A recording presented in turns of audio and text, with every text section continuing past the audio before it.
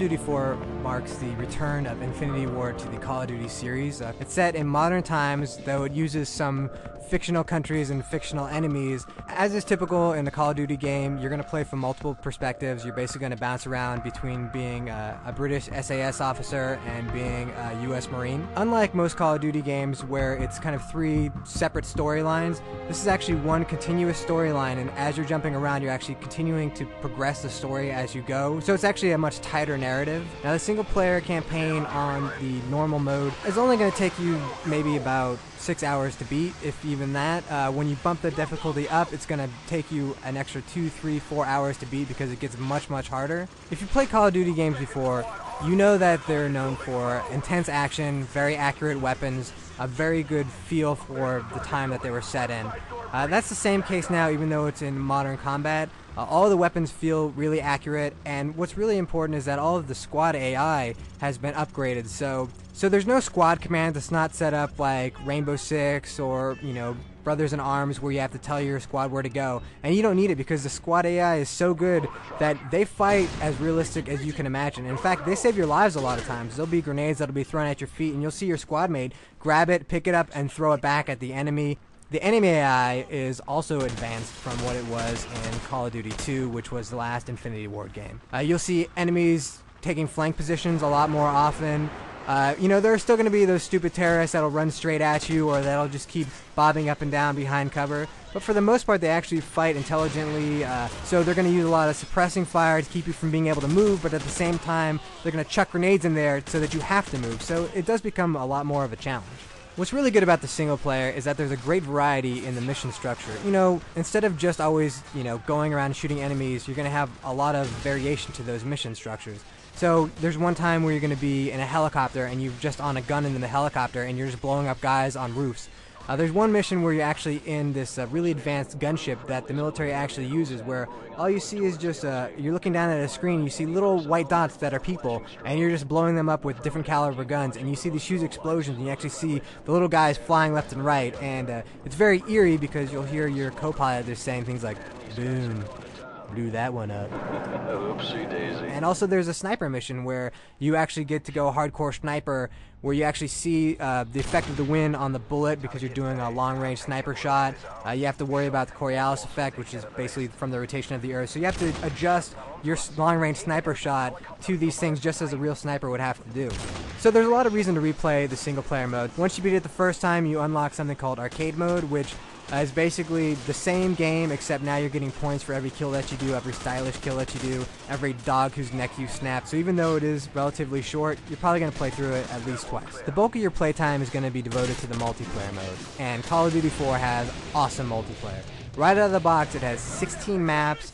It has technically 13 different modes of play. All throughout those maps, there's going to be player and ranked matches, and pretty much like Halo, where the ranked matches are going to have you playing through a playlist that Infinity Ward has set up. There should be a little bit more variety than there is in Halo, though. Infinity Ward doesn't plan to be as restrictive, so you should be able to see all the different modes and all the different maps and really enjoy them all. Now, you got your standard stuff, like you've got free-for-all, you've got team deathmatch. You've also got some other really cool stuff, like you have a version of Capture the Flag where instead of a flag, it's a bomb. It's sort of a very Counter-Strike setup where one team is going to get the bomb, the other team has got to defend the location where we're trying to plant the bomb. But there's a different version of this mode called Sabotage, in which there's one bomb, but each team has a headquarters. So you're basically fighting over this one bomb, and you each have to destroy the other person's headquarters. And this back and forth can actually go on for 15 or 20 minutes as the bomb is constantly dropped and picked up. And then there are some variants to the modes. There's a hardcore version, which you can put on any of the modes and any of the maps. Hardcore is there's no HUD, which means that there's not even a grenade HUD. So when a grenade drops, you don't see a little icon telling you where it is. You just hear a clink, clink, clink, and then you blow up. There's also basically one shot, one kill. It's realistic damage. And then you have the exact opposite called Old School, where you start off with an Uzi, and every weapon on the map is a pickup. And there's also power-ups as well that you can grab too and stack on each other. And it's sort of a very old school PC version.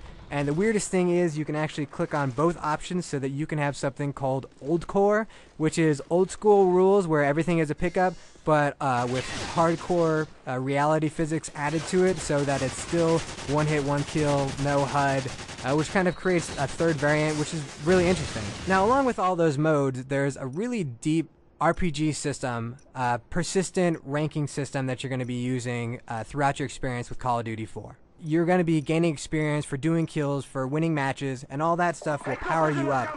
And then you're going to choose the weapons that you like, and using those weapons more and more is going to power up those weapons and unlock new scopes specifically for those weapons and new challenges. And along with that, you're going to have what are called perks, which are basically skills or powers. And you can have 3 of those. And again, as you progress and gain more levels, you're going to unlock new perks that are available. The perks are really cool. There'll be things like, enhanced health so that you can live a little bit longer. But you can also get a deep penetration, which is basically makes your bullets travel through walls a little bit faster. If some guy's hiding behind a wood wall, you can just shoot right through that wood and kill him. Now it's going to slow down the bullet just a little bit, but again, if you have deep penetration added, it's going to go through much faster and have a much more likely chance of killing. There'll be other things too, like you can add an RPG so that you can, blow people up, which everybody likes to do in multiplayer.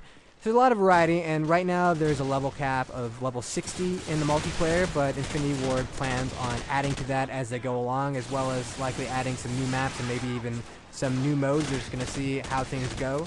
So for certain, anybody who's a fan of shooters, anybody who's a fan of military shooters, absolutely go out there and get Call of Duty 4. You will not be disappointed.